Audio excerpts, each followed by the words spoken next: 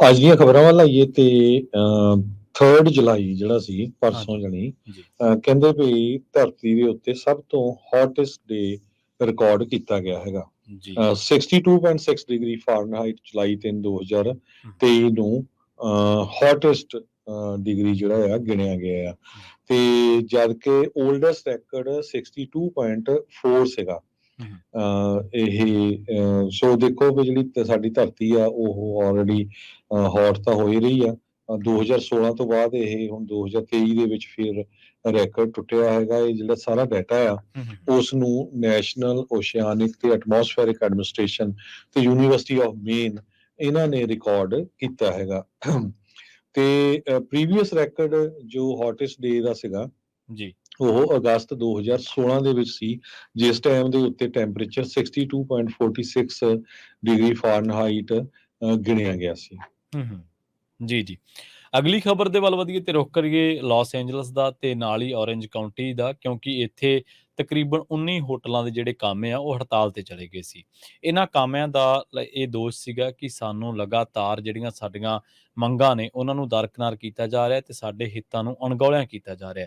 ਇਸ ਤੋਂ ਬਾਅਦ ਇਹ ਹੜਤਾਲ ਤੇ ਚਲੇ ਗਏ ਸਨ। ਮਾਰੀਆ ਹਰਨਾਂਡੇਜ਼ ਜਿਹੜੇ ਕਿ ਇਹਨਾਂ ਸਾਰੀਆਂ ਜਿਹੜੇ 19 ਹੋਟਲਸ ਦੇ ਜਿਹੜੇ ਮੁਲਾਜ਼ਮ ਨੇ ਉਹਨਾਂ ਦੇ ਵਿੱਚੋਂ ਇੱਕ ਯੂਨੀਅਨ ਦੇ ਵਿੱਚ ਜਿਹੜੇ ਵਰਕਰਸ ਨੇ ਉਹਨਾਂ ਦੀ ਨੁਮਾਇੰਦਗੀ ਕਰਦੀ ਹੈ ਮਾਰੀਆ ਹਰਨਾਂਡੇਜ਼। ਤੇ ਉਹਨਾਂ ਨੇ ਦੱਸਿਆ ਕਿ ਹੁਣ ਸਾਡਾ ਜਿਹੜਾ ਮੰਗਾਂ ਨੇ ਉਹਨਾਂ ਦੇ ਉੱਤੇ ਭਰੋਸਾ, ਗੌਰ ਕਰਨ ਦਾ ਭਰੋਸਾ ਜਿਹੜਾ ਸਾਨੂੰ ਹੋਟਲਾਂ ਵੱਲੋਂ ਮਿਲਿਆ। ਤੇ ਸਾਡੀ ਜਿਹੜੀ ਮੰਗ ਸੀ ਉਹ ਇਹ ਸੀਗੀ ਕਿ 5 ਜਿਹੜੇ ਡਾਲਰ ਨੇ ਉਹ ਪ੍ਰਤੀ ਘੰਟਾ ਵਧਾਏ ਜਾਣ ਤੇ ਸਾਡੀਆਂ ਜਿਹੜੀਆਂ ਤਨਖਾਹਾਂ ਨੇ ਇਹਨਾਂ ਦੇ ਵਿੱਚ ਵੀ ਵਾਧਾ ਕੀਤਾ ਜਾਵੇ ਸਾਲ ਦਰ ਸਾਲ, ਕਿਉਂਕਿ ਲਗਾਤਾਰ ਰਿਹਾਇਸ਼ਾਂ ਮਹਿੰਗੀਆਂ ਨੇ ਤੇ ਹੋਰ ਤਰ੍ਹਾਂ ਦੀ ਜਿਹੜੀ ਮਹਿੰਗਾਈ ਹੈ ਉਹ ਸਾਰਾ ਕੁਛ ਵੱਧਦੀ ਜਾ ਰਹੀ ਹੈ। ਤੇ ਉਹਨਾਂ ਨੇ ਕਿਹਾ ਕਿ ਪੁਰਾਣੇ ਭਾਵਾਂ ਤੇ ਜੇਕਰ ਚੀਜ਼ਾਂ ਜਿਹੜੀਆਂ ਪਹਿਲਾਂ ਖਰੀਦਦੇ ਸਾਂ, ਜੇਕਰ ਉਹ ਨਹੀਂ ਮਿਲ ਰਹੀਆਂ ਤੇ ਅਸੀਂ ਪੁਰਾਣੇ ਰੇਟਸ ਦੇ ਉੱਤੇ ਕੰਮ ਕਿਵੇਂ ਕਰਾਂਗੇ। ਸੋ ਉਸ ਕਰਕੇ ਉਹ ਕਹਿੰਦੇ ਕਿ ਸਾਡੇ ਜਿਹੜੇ ਹਿੱਤ ਆ ਉਹ ਅਣਗੌਲਿਆਂ ਕੀਤੇ ਜਾ ਰਹੇ ਸੀ। ਪਰ ਹੁਣ ਜਿਹੜਾ ਦੱਸਿਆ ਗਿਆ ਕਿ ਇਹਨਾਂ ਦਾ ਆਪਸ ਵਿੱਚ ਸਹਿਮਤੀ ਬਣ ਚੁੱਕੀ ਆ ਤੇ ਇਹਦੇ ਵਿੱਚ ਜਿਹੜੀ ਸਟ੍ਰਾਈਕ ਸ਼ੁਰੂ ਹੋਈ ਸੀ ਉਹ ਸੀ ਬਾਲਟੀਮੋਰ ਬਿਲਟਮੋਰ, ਮਾਫ ਕਰਨਾ, ਬਿਲਟਮੋਰ ਤੇ JW Marriott downtown Los Angeles ਦੇ ਵਿੱਚ ਪੈਂਦੇ ਤੇ ਇਸੇ ਤਰ੍ਹਾਂ ਫੇਅਰਮਾਉਂਟ, ਮੀਰਾਮਾਰ ਤੇ ਇਹ ਸਾਂਟਾ ਮੋਨੀਕਾ ਦੇ ਵਿੱਚ ਜਿਹੜੇ ਪੈਂਦੇ ਆ।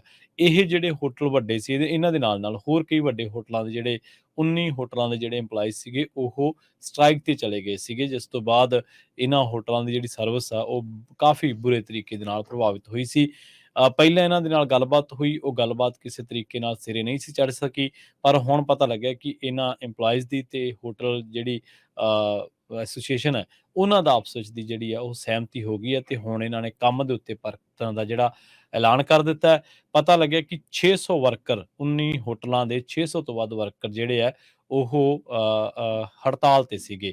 ਸੋ ਹੁਣ ਦੱਸਿਆ ਜਾ ਰਿਹਾ ਕਿ ਇਹਨਾਂ ਦੇ ਵਿੱਚੋਂ ਬਹੁ ਗਿਣਤੀ ਜਿਹੜੇ ਵਰਕਰ ਨੇ ਉਹਨਾਂ ਨੇ ਹੜਤਾਲ ਨੂੰ ਖਤਮ ਕਰਨ ਦਾ ਜਿਹੜਾ ਐਲਾਨ ਆ ਉਹ ਕਰ ਦਿੱਤਾ ਹੈ। ਸੋ ਜਿਹੜੀ ਨੈਗੋਸੀਏਸ਼ਨ ਚੱਲੀ ਸੀ ਉਹਦੇ ਵਿੱਚ ਵੇਜਸ ਨੂੰ ਵਧਾਉਣ ਨੂੰ ਲੈ ਕੇ, ਸਾਲ ਦਰ ਸਾਲ ਤਨਖਾਹਾਂ ਵਧਾਉਣ ਨੂੰ ਲੈ ਕੇ ਜਿਹੜੀ ਗੱਲ ਸੀ ਉਹ ਅੜੀ ਹੋਈ ਸੀ। ਜੀ।